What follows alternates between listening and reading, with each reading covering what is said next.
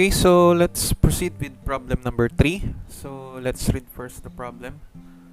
So what force P will give the system of bodies shown a velocity of 9 meter per second after 6 meter from rest? The coefficient of friction on all contact surface is 0.2. Okay, so we have a system of blocks here. So meron kang 250 and then 1,000 on the inclined surface and 500 do sa kabilang dulo. So first, gawan muna natin siya ng free body diagram. So let's start first with this block. And so what are the forces acting at our first block? So let's name this as our block number letter A. So ilagay ko na rin pala dito yung mga x and y axis. Ayan. Okay, so I think it's better if mag-start tayo dito sa block na to. Okay, so what are the forces acting at the 500 Newton? Okay, so the forces acting at the 500 Newton block are the following. So una, we have here the weight, which is 500 Newton. So again, it is always downward or to the center of the earth.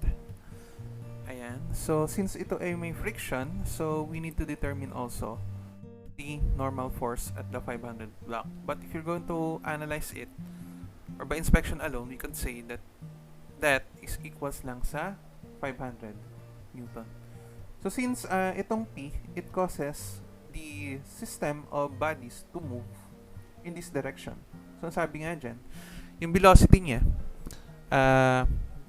it attains a velocity of 9 meter per second. Ayan. And because of this load P, gumalaw itong mga system of block papunta dito ng 6 meters or yung block niya. So, nag-move siya dito. Ito, nag-move din. And then ito, nag-move din at a distance of 6 meters. Okay? So, 6 yan. Ito, 6 lang din. And then this one. So, gumalaw din siya ng 6 meters. Okay, so since isang, ano lang yan, single connection. So, kung anong ginalaw ng isa, yun din lang yung distance na igagalaw ng isa. Kung ano yung velocity ng isang block, yun lang din yung velocity ng remaining blocks. So, mamaya, meron tayong yung parang sa example natin, sa kinetics of particle, na iba yung value ng tension dito sa part na to, compared dito. Okay? Or yung may connection na parang ganito yung itsura. Ano? So, mamaya, magbigay ako ng example na ganyan. Okay, so, since papunta nga siya dito, so yung frictional force natin is always opposite in the direction. So, ito yung frictional force nung ating block na 500 Newton. So, pangalanan na natin to as block A. Ito na pala yung ginawa kong block A. So, pangalanan natin to as our block C. This one as our block B. Okay? So, aside from that, doon kasi sa book, hindi niya na-consider yung mga tension sa cable natin. Even though it will cause or it will contribute to the summation of work. Pero, if you're going to notice, maa-cancel din kasi siya. Ano? Kasi, sige, pakita natin. So, di ba dito, sasabihin natin to as tension at point C. Ito is tension at point C rin, di ba ito, TC lang din siya. And then dito, so i-overlap ko na lang siya dito. Ito, tension at point B. So ito, kung tension B to, ito, tension B lang din. So mangyayari kasi kapag kinonsider natin siya, maa-cancel lang din itong mga TC to. Kasi kung dito, i-analyze mo siya na papunta siya sa kanan, sa kaliwa. So dito sa block na to, papunta siya sa kanan. So kaliwa plus kanan, and then consider na same magnitude siya or same value, so magsisiro lang din siya. Kaya kahit i-consider natin siya, maa-cancel lang din yung mga tension dyan sa cables na yan. So gawin natin sige, since tapos na tayo dito sa block C, let's proceed now with block P. So again, meron ka ditong weight ng block. Ayan, so ito naman ay 45, so ito 45 lang din. So this is 1,000 Newton. Again, ang yung normal force mo, always perpendicular do sa surface na pinagpapatungan niya. So, this is our N sub B. Okay, so, para ma-compute yan, yung N sub B na yan, so that is 1,000 cosine 45. So, the value of that is equals lang sa, so 1,000 cosine 45. Parang nasira yung calcu. Oo nga, no? Wait lang guys, ha. I-reopen ko siya. Nag-appear ba? So, ayan. Bumalik na. Sige. So, 1,000 cosine 45. So, pipindutin ko nga pala siya sa calcu. Di ba ito'y kalahati lang? 0.5. Hindi, 707. So, 707, or yung N sub B mo, is 707.1068. 0.1068. So, yung frictional force niya, so, going in this direction. Okay? So, that is the frictional force at point B, which is equals lang sa 0.2 ng 707.1068. So, isulat ko na lang as ganito ha. Since maliit lang yung space natin. So, mamaya na lang natin i-ano siya. I-apply yung value kapag nag-ano na tayo, summation ng work. So, itong frictional force mo, ganun lang din. So, 0.2 ng 500. Ayan. So, I think we're done with this part. So, let's proceed now with this block. So, again, you have here the weight na 1,000. Sorry. Ba't ako doon nakatingin? So, this is 250. So, normal force mo, kapag nasummation ko ng forces ng Y, so the normal force at point A is 250. And then, kung pag ganito yung motion niya, yung frictional force mo at point A is in this direction, which is 0.2 of 250. Alright, so since meron na tayong mga free body diagram, nilagay na rin natin yung mga forces, we can now proceed with the summation of work. Okay, so ito na nga, ipapakita ko na maa-cancel lang din itong mga TB na to. Yung tension at B at saka yung tension at C. Okay, so palitan ko na lang ito ng kulay. So, summation ng work, again, that is equals lang sa summation of positive work minus summation of negative work. Ayan. So, equal siya do sa ating kinetic energy na 1/2 of the mass times B sub 2 squared, or yung velocity niya at 0.2 minus the velocity squared nung velocity niya at its initial position. So, wala naman sinabi kasi dito na may initial velocity siya. So, we are assuming na it will start from rest. Okay, so let's start first with block A. So, ano ba yung mga nakakontribute for a positive work? So, itong force P na to. Ano? So, force P, so ito nga yung unknown. So, P multiply by the distance na 6 meters. Okay? So, meron pa ba na positive work? So, wala na. Ano? So, ang natitira na lang are negative work. So, meron tayong minus yung frictional force mo, which is 0.2 of 250 times 6. Okay? And then, eto, yung tension B. So, papunta lang din siya dun sa kabila. Dito sa right side. So, minus lang din siya. TB multiply by 6. Okay. So, dito naman, proceed naman tayo dito sa block B, yung 1,000 Newton na block. So, meron ba dito nag-cause ng positive work? So, meron, ano? So, yung TB, kasi papunta siya, or yung TB mo, dito sa kabilang side ng free body diagram, do sa block B, is pa ganito yung direction niya. Ano? So, nag-cause siya para gumalaw dun sa papunta sa kaliwa. Ano? So, magiging plus, ito na nga guys yung sinasabi ko sa inyo, maa-cancel lang din naman yung anong yun. Ayan. So, negative TB times 6 plus TB times 6 is equals to 0. So, we can cancel out this one. Okay? So, what else? Ayan. So, minus yung frictional force natin na 0.2. Medyo mahaba pala itong equation. Times 707 or yung n sub b. Ito siya. 0.1068 and then multiply by the distance of 6. Okay? And then next, again, ito kasing weight mo, meron siyang dalawang component. So, yung x component o yung component niya na along dun sa inclined plane natin, so, it also contributes to a negative work. So, if that is the case, so that is minus 1,000. So, ano yun? Cosine. Anyway, since 45 naman yan, sine 45 and cosine 45 is equals lang naman. So, cosine 45 and then multiply by 6. And then ito, yung tension C, kasi nga papunta dito. So, minus din siya. So, minus yung TC mo, multiply by cosine. Sorry, wala palang cosine. So, TC multiply by the distance of 6. Okay? So, ano lang natin para...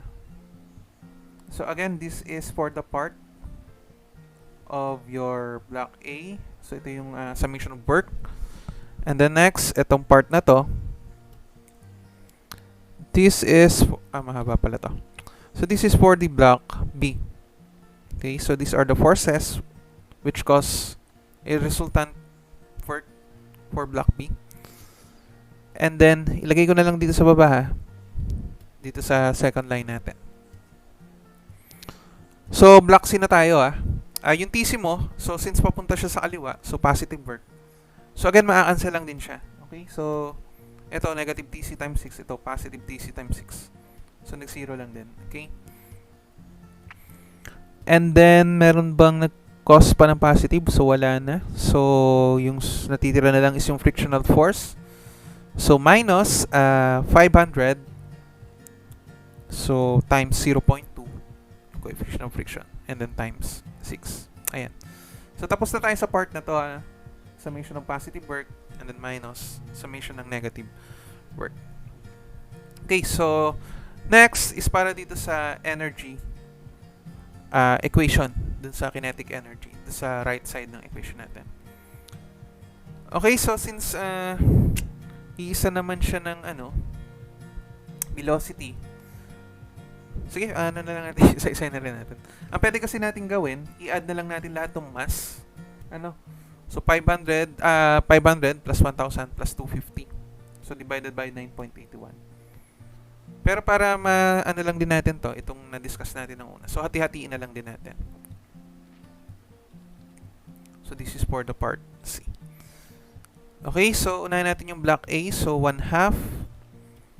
So, ang mass mo for block A is 250.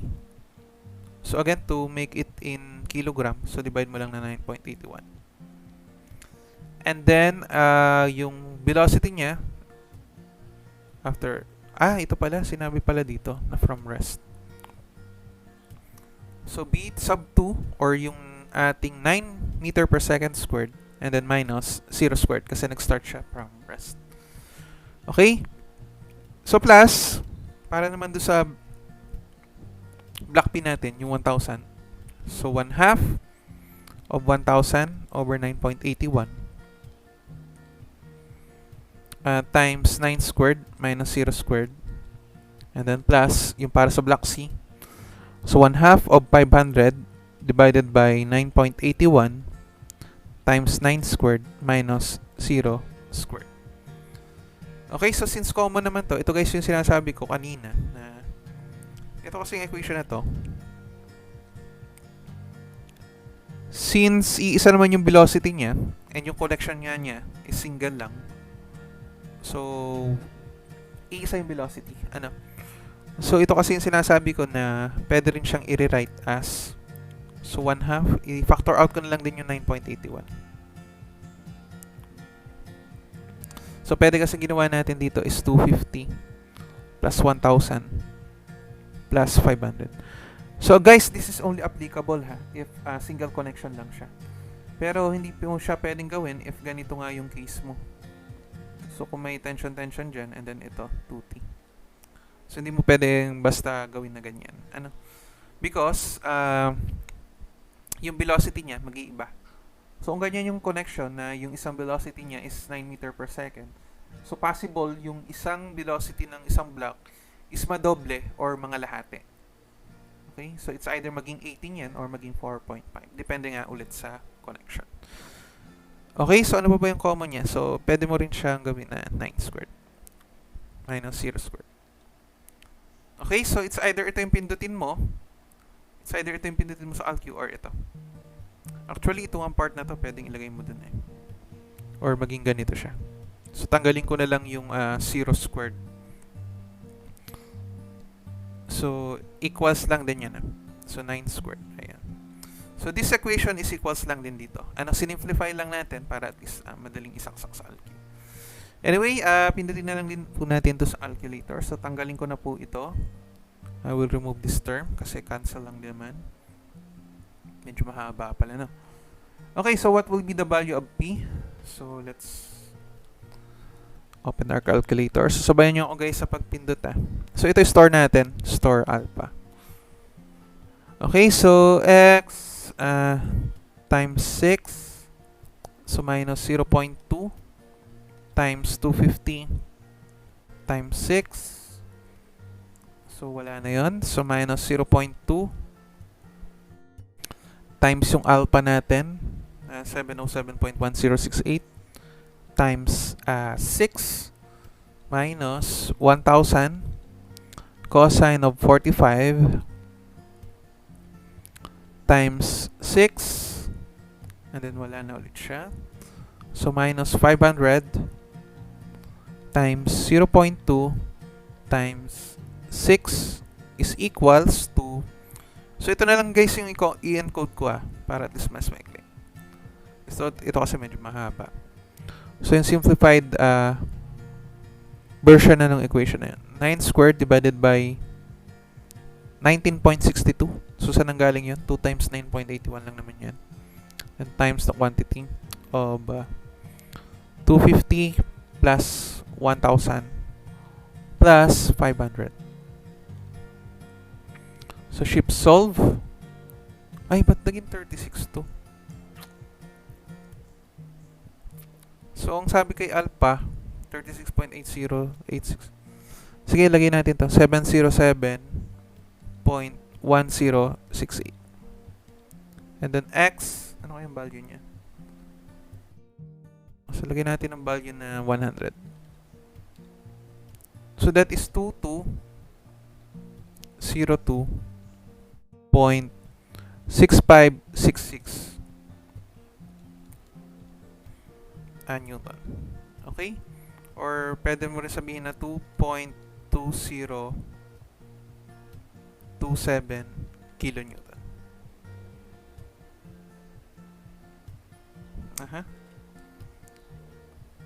Ayan. So this is the answer for number 3. So let's just check in the book. So 2203 yun ang sa book. So ni-round off niya lang. Wala ng decimal places yung whole number. Okay guys, so I'll give you again 3 minutes to copy the solution. So you may start copying.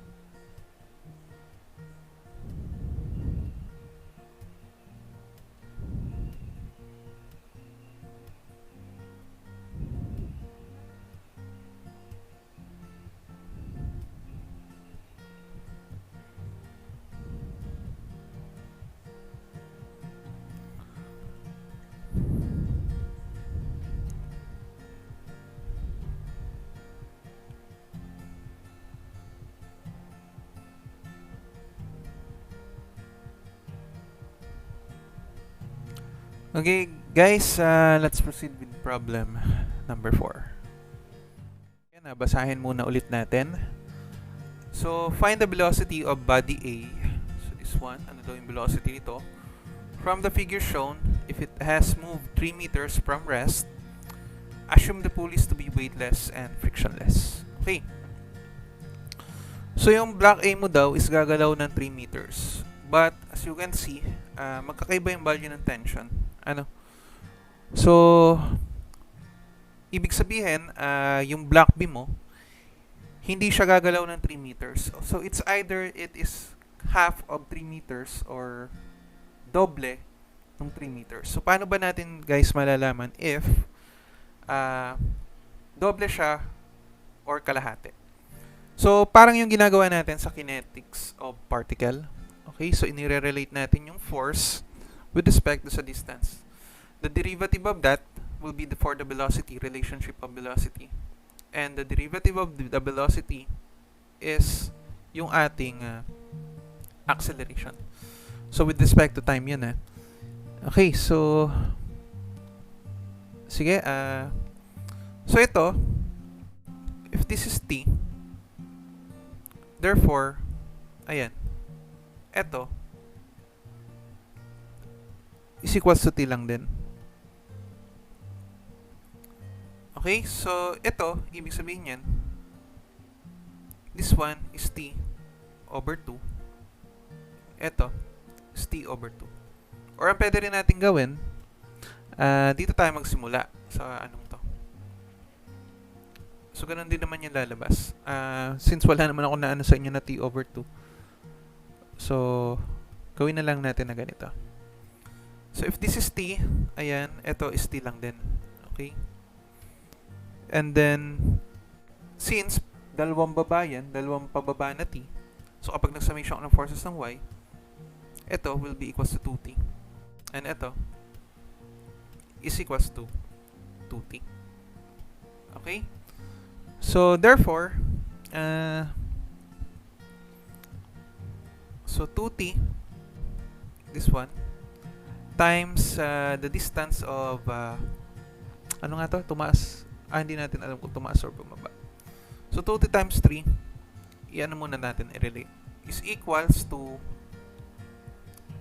sa point B, yung t mo, times yung ibinaba niya. So, or yung ibinaba or tinaas niya. So, gawin na lang natin to as distance y. Y na lang. Okay, so cancel lang to. So, yung y, so ibig sabihin, ay yung block B mo is gagalaw ng 6 meters.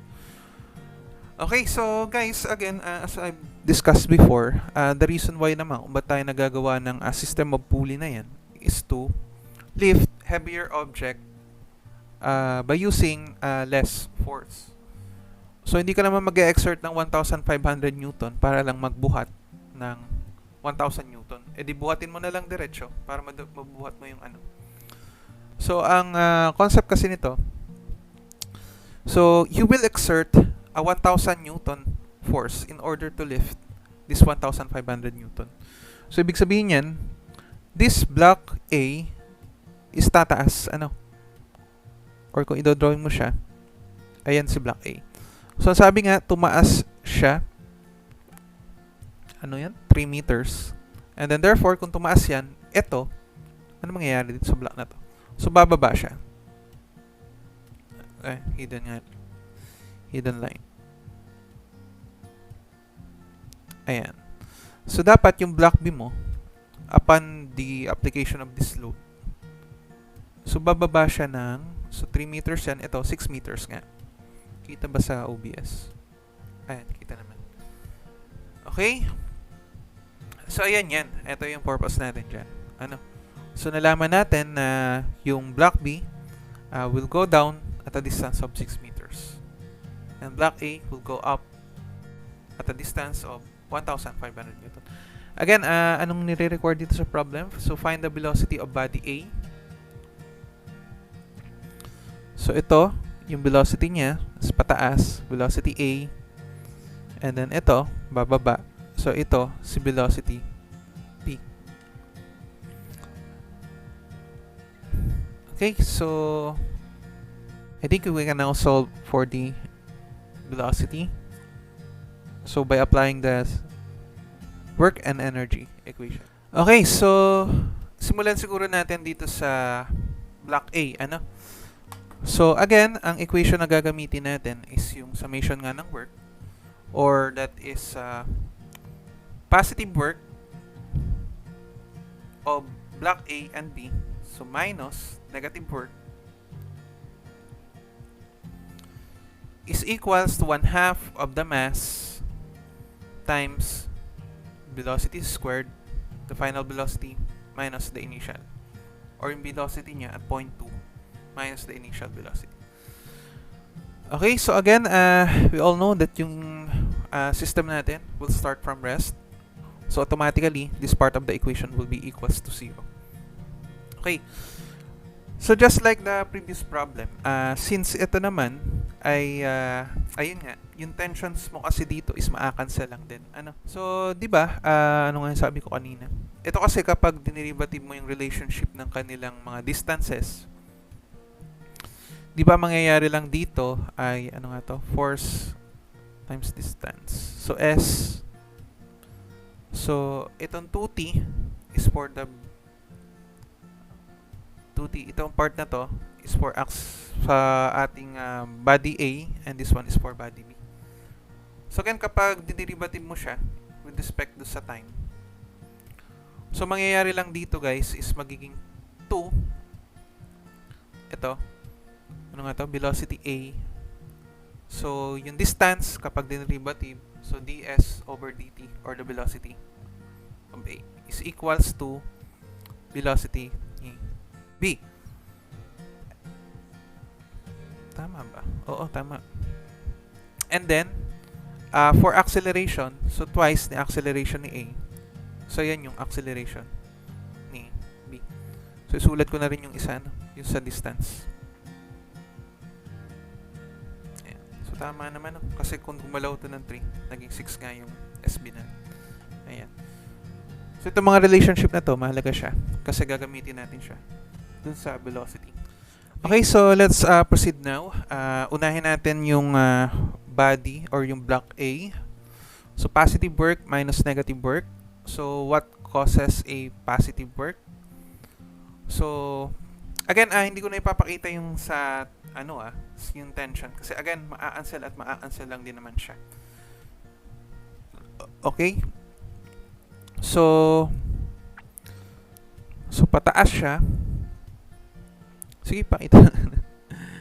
So, 2t. Kambura pala to. So, 2t multiply by the distance of 3. So, that is the only positive work. So, minus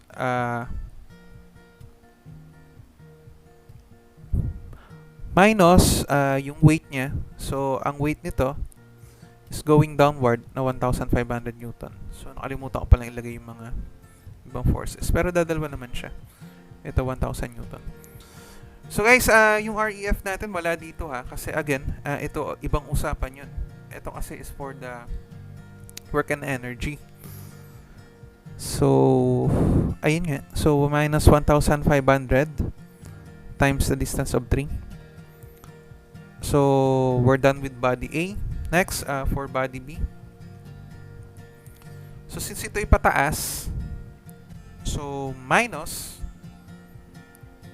T, kasi negative work siya, pataas siya, ay yung motion mo is pababa, minus T, times the distance of 6. Ayan. So, kung nakita nyo guys, 2 times 3, 6. Ito, 6. So, cancel na to. Ano? So, kahit hindi na talaga natin siya i-consider, okay lang. So, plus 1,000. Then multiply by 6 positive work yan. Kasi pababa din. Okay, so meron pa ba? Wala na. Ano?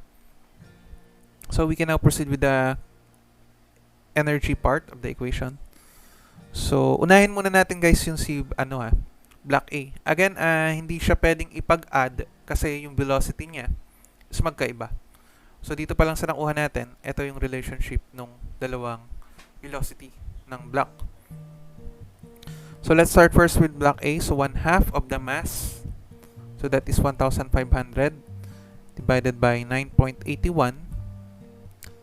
And then, ano bang hinahanap? Ito nga, velocity A. So BA squared. Ayan. So kita pa ba sa ano natin? So dito ko na lang isulat. So plus, para do sa block B natin. So 1/2 of the mass of block B. So 1,000 over 9.81 times yung velocity ni block B. Okay?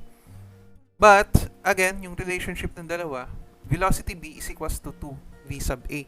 So, let's just substitute that value para at least diretso na lang or iisa na lang yung unknown doon sa ating equation. Or that will be equals to 2 VA squared. And then minus 0 squared since it is starting from rest. Okay, so I think kompleto na. Pwede na natin mahanap sa calcu yung sagot. So open ko lang yung calculator. So i-put ko lang dito. So negative 1,500 times 3 plus 1,000 times 6 is equals to 1/2 times 1,500 divided by 9.81 times x squared, then plus 1/2 times 1,000 divided by 9.81 times 4. So 2 squared yun kaya naging 4. 4x squared. So shift, solve. So lagyan lang natin ng positive value.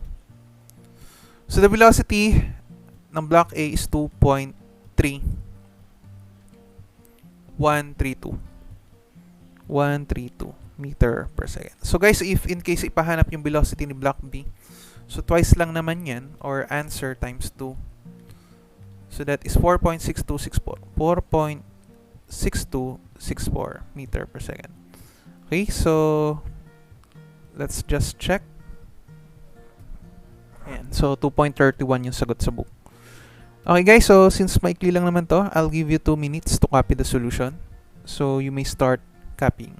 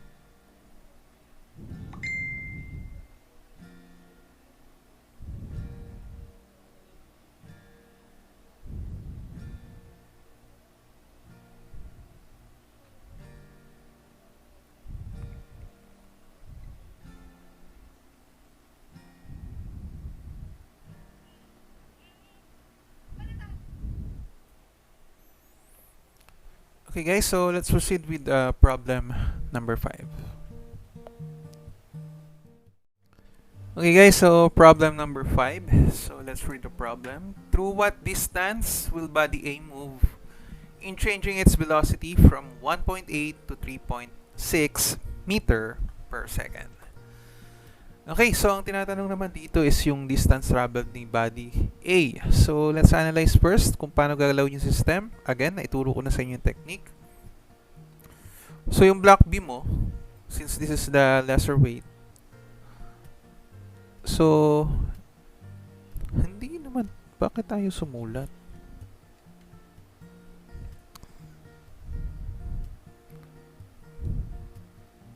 Ayun, sorry, naghang. So, si block B mo, bababa siya. Ano bang hinahanap dito? Sige. Since it is with respect to sa velocity, so gawin natin ganyan. And then yung block A natin, tataas siya. So, ang sabi nga, coming from 1.8 meter per second, magiging 3.6 meter per second. So, yung block mo, yung block A, so sabihin natin tumaas siya hanggang dito. Ayan. So, yung final velocity ni block A, so gawin na natin prime, will be 3.6 meter per second. And yung initial velocity niya is given as 1.8 meter per second. So, let's name this as our displacement or yung distance traveled by block A. And ito, so since bababa nga siya, ayan. So, we will name this as our S sub B. Okay? So, meron din siyang final velocity. Ayan. So, gawin natin BB prime. Okay, so paano nga natin mai-relate yung velocity ni block A with respect to sa block B? So, by taking or having the relationship of its tension or the forces in the cable. So, ano nga to? So, sige, dito natin simulan. So, ito, pangalan na natin tong as T. Therefore, kung ito ay T, ito ay T lang din. And then, since, ayan, continuous lang naman siya. Therefore, ito is T. So, kung ito ay T, ito, yung tension dito will be 2T. Okay? So, with that, so 2T, so velocity of block A, so equal siya sa T velocity ni block B. Okay, so cancel mo lang to. Ayan na. So, pwede rin natin siyang i-relate with respect to sa kanyang, hindi ko na kailangan yung acceleration. So, yung displacement na lang. 2SA is equals to S sub B. Ayan. So, since we have now the relationship of the velocities and yung displacement natin, ilagay naman natin yung mga forces. Pero ano lang naman to eh. Yung weight lang naman, di ba? So, dito, nagkaroon lang siya ng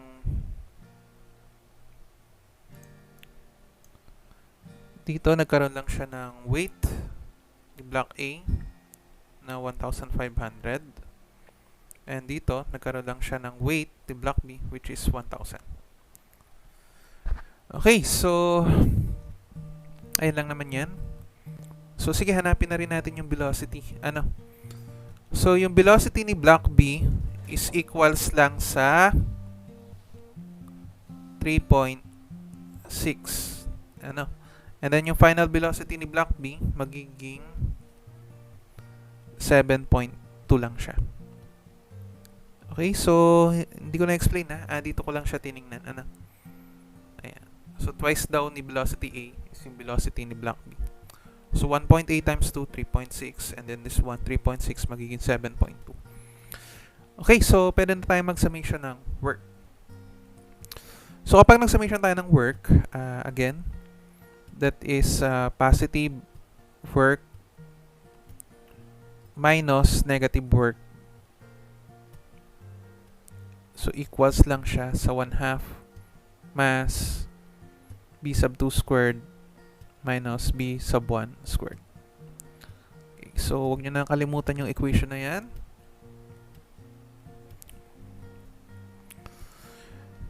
Actually, guys, ito kasi sa natatandaan ko, ang palatandaan ko nga pala dito ay potential energy, kinetic energy. Kasi kapag ganito, diba ito is ano lang din, mgh. Yung h mo, yung displacement, o yung SA or yung SB. Etong mg, siya yung weight ng block. So, para naging potential energy, tsaka kinetic energy. Ano? So, ayan. So, na-share ko lang naman. Okay, so unahin natin siguro yung block A muna. So, again, pataas yung block natin. So, hindi ko na i-consider guys yung ating 2T. So, ang meron lang dito sa block A is a negative work. Okay? So, negative 1,500. And then, multiply by the distance of, ano bang hinahanap? Yung S sub A. Ayan. And then, next, for block B, so, meron siyang positive work. So, plus 1,000 multiplied by S sub B, which is twice ng S sub A. So, 2 times S sub A. So, equals to 1/2. Unahin na ulit natin sa block A. So, yung mass ni block A na 1,500. So, divided by 9.81. And then, yung final velocity niya, which is naging 3.6. Yung narating niya yung 0.2. O yung final position niya. Ito. Squared. Minus yung kanyang initial velocity squared na 1.8 squared. Okay, so plus, para naman doon sa block B natin. So, 1/2. So, 1,000 divided by 9.81. And then, so final na 7.2 squared minus 3.6 squared. So, after this guys, itry natin. So, na-curious lang ako paano kung mali yung direction. Pero sa tingin ko, ano lang to eh. Yung magnitude lang yan. Babaguhin mo lang yung sign. Tapos, gagawin mong paabila yung direction ng movement niya. So, check rin natin if ganun nga yung mangyayari. Okay, so this is ano lang. Pindutin lang po natin sa calculator. So, negative 1,500 of x. So, plus 2,000. Dinerecho ko na. X. And then, 1,500. So, divide natin ng 19.62 or 2 times 9.81 times 3.6 squared minus 1.8 squared. And then, plus 1/2 of 1,000 divided by 9.81 and then times 7.2 squared minus 3.6 squared. Ay, ba't po inequals? Shift solve. Ano natin positive value? So yung parang laki. 238.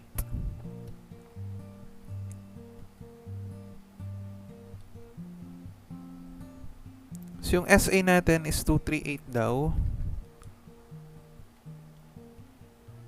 0.7031. Okay, so check natin using yung isang solution.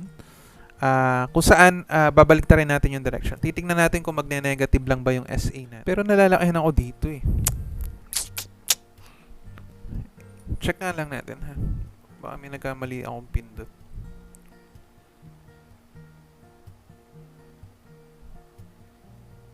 .3.6 squared is 1/2.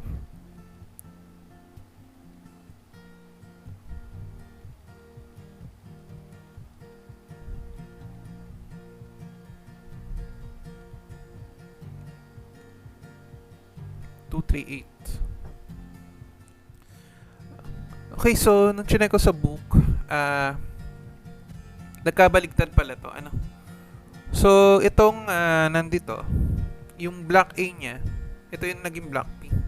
Tapos ito, yung block A. Anyway, wala namang problema doon. Since ganito na yung problem na nangyari sa atin, ito na lang yung panghawaan natin. Ngayon, i-check na lang natin if paano kung mali yung direction na na-assume natin. So, for example, ang na-assume ko is ito yung bababa, tapos ito yung tataas. Ano? So, sige, try nating isolve using given that situation. So, siguro dito na lang. Ano lang ba mababago dun? Sige, drawing na lang natin.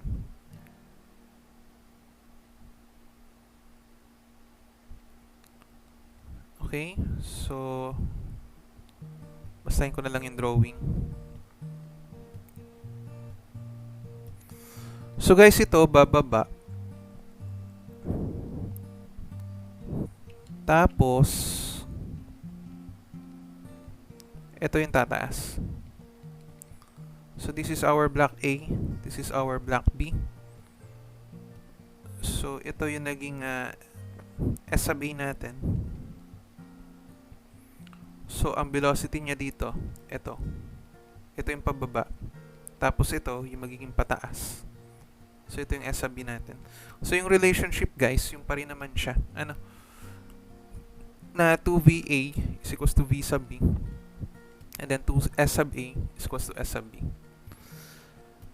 Ano? So, sige, tingnan natin. So positive work minus negative work. Or summation ng work na lang para maikli. 1/2 M B sub 2 squared minus B sub 1 squared. So again, unahin natin yung block A mo. So since pababa na yan, so yung 1,500 naka-contribute na sa positive work. So 1/5 multiplied by S sub A. And then, wala na. So minus yung para sa S sub B. So ang weight ni block B is 1,000. And then multiply by S sub B. Kung saan yung S sub B mo is twice nung S sub A. So, nag-minus nga lang to. So, equals to 1/2. Unahin natin ulit na yung block A mo. Of the mass. So, 1,500 over 9.81. And then, yung final velocity niya, so, 3.6 squared minus 1.8 squared. Ganun din pala. Ano? Magiging negative sign lang. Plus 1/2 of 1,000 per 9.81. So, ito lang yung nagbago eh. Ano? So, ang lalabas nga lang dyan ay ganito. So, yung S sub A natin. So, kung pipindutin mo ulit siya sa ALQ, baguhin lang natin tong part ng equation na to. So, instead of negative, magiging positive yan. And then, ito ay magiging minus. Shift solve, 0. Negative 238 nga. So, tama na baligtad lang yung magnitude niya. So, therefore, yung S sub A mo is 238.7031. So, instead of downward, so it should be upward. Ayan. Okay, so yun lang naman yun. So, again guys, please copy. I'll give you 3 minutes to copy the solution. So, you may start copying.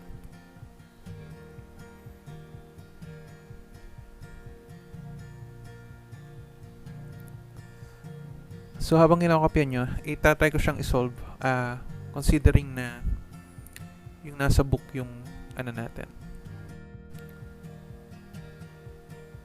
Sulat ko na lang dito. So, ito dapat yung block B. Huwag nyo nang sukopyan ito. I-solve ko lang ng tama as per book. Pero ito na yan. Ayan na yung problem na. Taka lang ako kasi sobrang laki. Nangyari kasi nga ang bilis ng pagkakababa nito.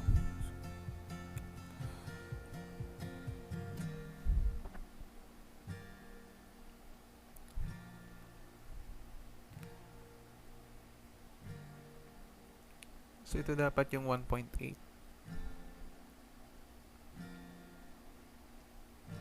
3.6.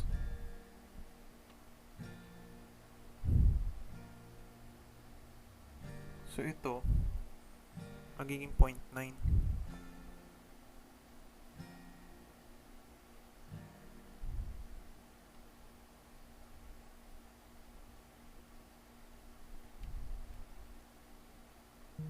Tama kalahati eh. So 1.8.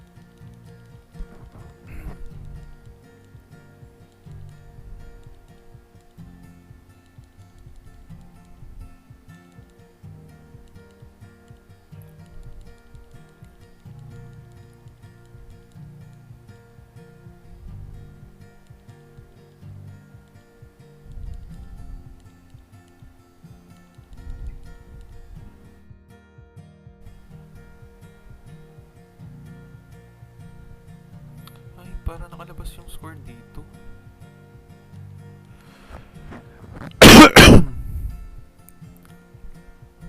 So mali yata tayo ng pindot nga kanina. Kasi nakalabas yung score dito.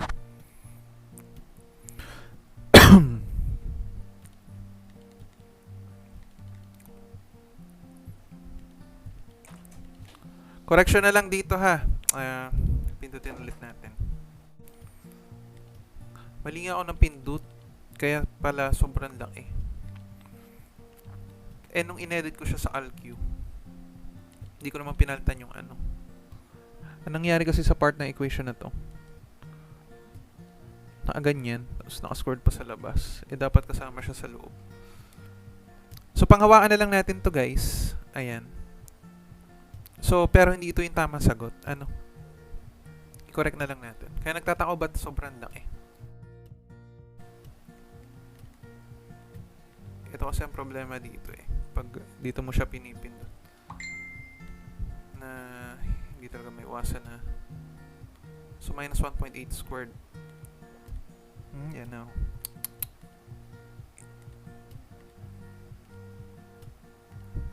1,000 divided by 9.81. So ano yun muna yung last ano ha, yung final answer lang naman na iiba dyan.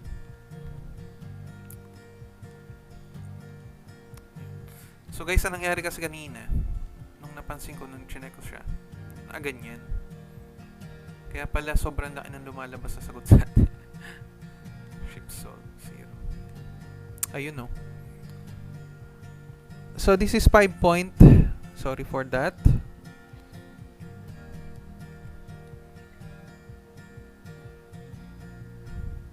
So that is 5.4495. 4495 meters. So, nangyari nga lang dito, ganun lang din. Correct na lang natin. Pero tama na yan, ano?